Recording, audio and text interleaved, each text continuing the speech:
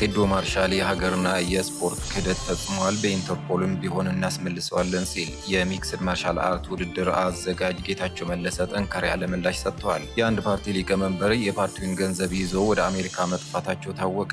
ከታዋቂው የዓለም አቀፍ ማህበራዊ ሚዲያ ይዘት ፈጣሪ ዴላን ፔጅ በኢትዮጵያ ጉዞ እያደረገ የሚገኘው አዶናይ ከባድ ተቃውሞ ገጠመው። ምንድነው እነግራቸዋለን። የግብረ ሰዶም ግንኙነትን ለመፈጸም በተዘጋጀበት የአዳማ ወጣቶች ድብደባ የፈጸሙበት ጋዜጠኛ ሶፎንያስ ዋሲሁን በቅርቡ በሰፊው መድረክ ኑዛዜን ትሰማላችሁ አለ። በቀጣይ ጥቂት ዓመታት በስራ አጥነት ብዙ ሰዎች አደጋ ላይ እንደሆኑ የሚያሳይ አስፈሪ መረጃ ወጥቷል። ክቡራንና ክቡራት የአዲስ 24 ወዳጆች በቆይታችን እነዚህና ሌሎችም ሀገር አቀፍና ቀጠናዊ መረጃዎችን በዝርዝር እናቀርባለን። ለቤቱ አዲስ የሆናችሁ ውድ ወዳጆቻችን ሰብስክራይብ በማድረግ የደወል ምልክቷን በማብራት የቤቱ አባል ትሆኑ ዘንድ በአክብሮት እንጋብዛለን። አሁን ወደ ዝርዝር ዘገባዎች እናልፋለን። አብራችሁን ቆዩ።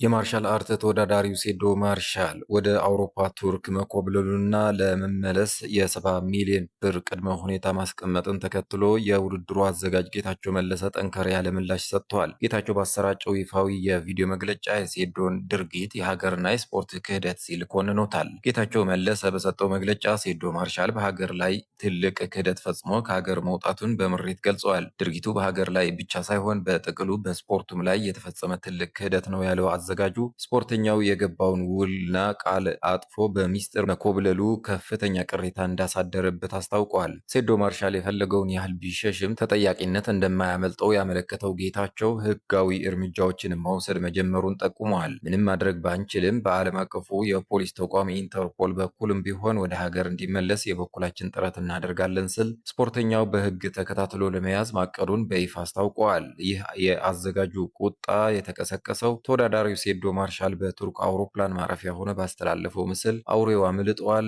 በነፃ ልታደባድቡኝ ነበረ በሚል የ70 ሚሊዮን ብር ወይም የ20 ሚሊዮን ብር መኪና፣ የ30 ሚሊዮን ብር ቤትና የ20 ሚሊዮን ብር ጥሬ ገንዘብ ቅድመ ሁኔታዎች ካቀረበው በኋላ ነው። ይህ በሁለቱ ወገኖች መካከል የተፈጠረው ፍጥጫና የክህደት ክስ በቀጣይ እንዴት እንደሚቋጭና በስፖርቱ ማህበረሰብ ዘንድ ምን አይነት መነቃቃት እንደሚፈጥር ጉዳይን በቅርበት እየተከታተልን የምናደርሳችሁ ይሆናል።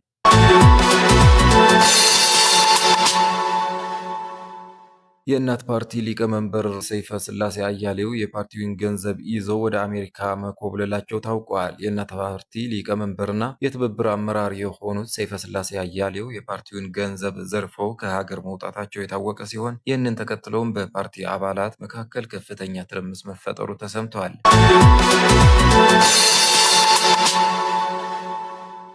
ቲክቶከሩ ዲላን ፔጅ ለወጣቱ ኢትዮጵያዊ የእግር ኳስ ተሰጥኦ ወደ አርሴናል እንዲቀላቀል ጥሪ አቀረበ። ታዋቂው ዓለም አቀፍ የሶሻል ሚዲያ ኮከብና ቲክቶከር ዲላን ፔጅ በአሁኑ ወቅት በኢትዮጵያ የሚያደርገውን ጉብኝት ተከትሎ ባገኘው አንድ ወጣት ኢትዮጵያዊ የእግር ኳስ ተጫዋች ብቃት እጅግ መደመሙን ገልጸዋል። ዲላን ከወጣቱ ተሰጥኦ ጋር በመሆን ባጋራው አዲስ ተንቀሳቃሽ ምስል ለወጣቱ ህልም እውን መሆን ትልቅ ዓለም አቀፍ ጥሪ አስተላልፈዋል። ዲላን በቪዲዮ ላይ እንደገለጸው እሱ ራሱ በደቡብ አፍሪካ ሲያድግ የነበረው ትልቅ ህልም ፕሮፌሽናል እግር ኳስ ተጫዋች መሆን እንደነበር አስታውሶ ከአፍሪካ ተነስቶ አውሮፓ ድረስ በመሄድ ስኬታማ መሆን ያለውን ፈተና በሚገባ እንደሚረዳው ገልጸዋል። ሆኖም ግን የወጣት ኢትዮጵያዊ ተጫዋች ያገኘውን አንድ እድል ተጠቅሞ ህይወቱን ሙሉ በሙሉ እንዲቀይር ድጋፍ ለማድረግ ቃል ገብተዋል። እኔ ሁሉንም ነገር እሸፍናለሁ፣ የሜዳ ላይ ሙከራ የሚያደርግበትን እድል ብቻ ስጡት፣ የበረራ ትኬቱን ጨምሮ ወደ የትኛውም ቦታ የሚሄድበትን ወጪ በሙሉ እኔ ራሴ እከፍላለሁ ብለዋል። በተጨማሪም ዲላን በአሁኑ ወቅት የስፔን ክለቦች ስካውቶች ተሰጥኦ አሽጋጮች ወጣቱን ተጫዋች እያደኑት እንደሆነም የጠቆመ ቢሆንም የእሱን ምርጫ ግን ሌላ እንደሆነ በፈገግታ ገልጸዋል። ዲላን እና ወጣቱ ተጫዋች በቪዲዮ ላይ በጋራ በመሆን እኛ የምንፈልገው ስፔንን ሳይሆን መድፈኞቹን አርሰናል ነው በማለት ለለንደኑ ክለብ አርሴናል ልዩ ጥሪ አቅርበዋል። ዲላን ማንኛውም የእንግሊዝ ፕሪሚየር ሊግ ክለብ ይህንን ቪዲዮ ካየ ለወጣቱ እድል እንዲሰጠው አጥብቆ ጠይቀዋል። ዲላን ማንኛውም የእንግሊዝ ፕሪሚየር ሊግ ክለብ ይህንን ቪዲዮ ካየ ለወጣቱ እድል እንዲሰጠው አጥብቆ ጠይቀዋል።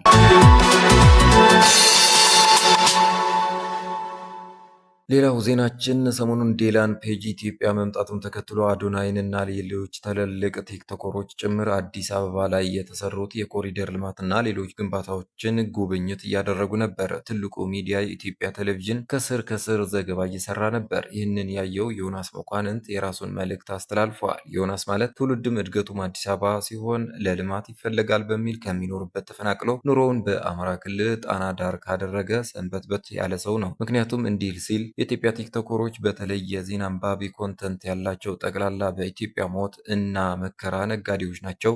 ግፍና መከራውን ዝም በማለት የማይረባ ነገር አስፋልት፣ ኮንክሪት፣ ቅጠላቅጠል እያስጎበኙ ሸቅለው የሚያድሩ ናቸው። መቼ ከህዝብ ጎን እንደሚቆሙ ባናውቅም እስኪ ኢትዮጵያ ውስጥ ረሃብ፣ ሞት፣ መፈናቀል፣ ጦርነት እንዳለች ሹክ ይበሉት ይላል። ይህን ባለማግስት ኢትዮ ማትሪክስ የሚባል ኮንተንቱን ታሪክ ላይ ያደረገው ቲክቶከር ከሁሉም ቀድሞ በዚህ መልክ መልስ ይሰጠዋል። አሁን አንተ የተቻቸው ቲክቶከሮች ደብረ ብርሃን ላይ ሕጻጽ ላይ እርዳታ አድርገዋል። አርሲ ውሃ አውጥተዋል። ዝም ያልነው እኔ እናንተ ነን እንጂ እነሱ ዝም አላሉም። ኢትዮጵያ ላይ ያለው ችግር ሁሉንም ዓለም አቀፍ ያውቀዋል። ዴላን ፔጅን ጨምሮ መናገር ከፈለግክም አንተ ትልቅ ቲክቶከር ነህ፣ አንተ ንገረው ይለዋል። ኢትዮ ማትሪክስ በጣም ጎበዝ ኮንተንቱ ታሪክ ላይ የሚያተኩር የኦሮሞ ተወላጅ ቲክቶከር ነው። ዮናስ የኢትዮ ማትሪክስን መልስ ካየ በኋላ በቪዲዮ ከምንመላለስ ለምን ላይቭ ላይ ዲቤት አናደርግም ይለዋል። እሱም እሺ ብለዋል። ዛሬ ምሽት 3 ሰዓት ተኩል ዲቤት ይኖራቸዋል። በዚህም በጉጉት የሚጠበቅ ዲቤት ሆኗል።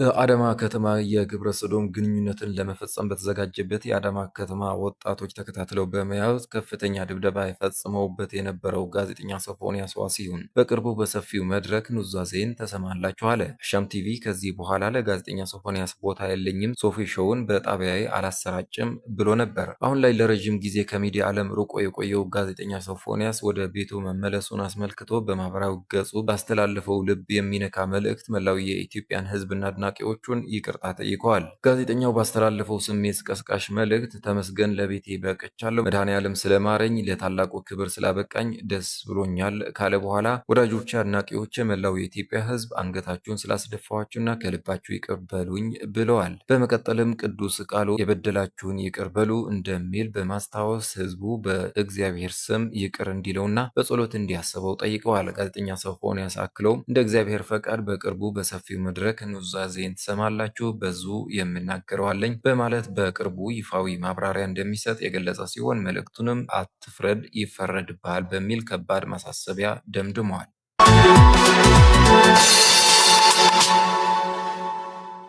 የቴክኖሎጂው ዓለም ወደማይታመን ምዕራፍ ተሸጋግረዋል። ቻይና አንድም የሰው ሰራተኛ የሌለበት ሙሉ በሙሉ በአርቲፊሻል ኢንተለጀንስ እና በአውቶነመስ ሮቦቶች ብቻ የሚንቀሳቀስ ግዙፍ የሎጂስቲክስ እና ዕቃ ማከፋፈያ ማዕከል ይፋ አድርጋለች። ሰው አልባ በመሆኑ ጎስ ሎጂስቲክስ ሰንተር የሚል መጠሪያ የተሰጠው ይህ ተቋም ምንም አይነት የሰው ኃይልና የብርሃን ፍላጎት ሳይኖረው በጨለማ ውስጥ ጭምር ማታና ቀን ሳያቋርጥ መስራት የሚችል አስደናቂ የፈጠራ ውጤት ነው። በዚህ ተቋም ውስጥ ከበር ጠባቂ እስከ ስራ አስኪያጅ፣ ከእቃ ጫኝ እስከ አራጋፊ አንድም የሰው ልጅ አይገኝም። በሺዎች የሚቆጠሩ ዘመናዊ ሮቦቶች እርስ በርሳቸው ሳይጋጩ እጅግ በፈጠነ ፍጥነት እቃዎችን ይለያሉ፣ ያሽጋሉ፣ እንዲሁም ወደ መኪናዎች ይጭናሉ። የማዕከሉ ዋና መሪ ማዕከላዊ የኤአይ ስርዓት ሲሆን የትኛውም እቃ የት መሄድ እንዳለበት በሴኮንዶች ውስጥ በመወሰን ሮቦቶቹ ያዛል። ይህ ማዕከል የሰው ልጅ የስራ ድርሻ ሙሉ በሙሉ መተካት መቻሉ ለብዙዎች አስገራሚም አስፈሪም ሆኗል። እረፍት የማይፈልጉትና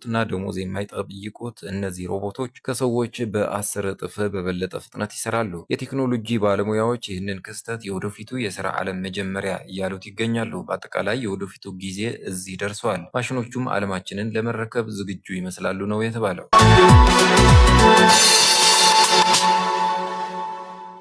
የተከበራችሁ የአዲስ 24 ወዳጆች ዜናዎቻችን እነዚህ መስሉ ነበረ። ሌሎች አዝናኝና አስተማሪ ፕሮግራሞች በቅርቡ የምንጀምር መሆኑ በመግለጽ ቶሎ እንዲደርሷችሁ ደግሞ ቻናላችንን ላይክ፣ ሼር እና ሳብስክራይብ በማድረግ እንዲሁም የደወል ምልክቷን በማብራት አብራችሁን ሁኑ። መልካም ጊዜ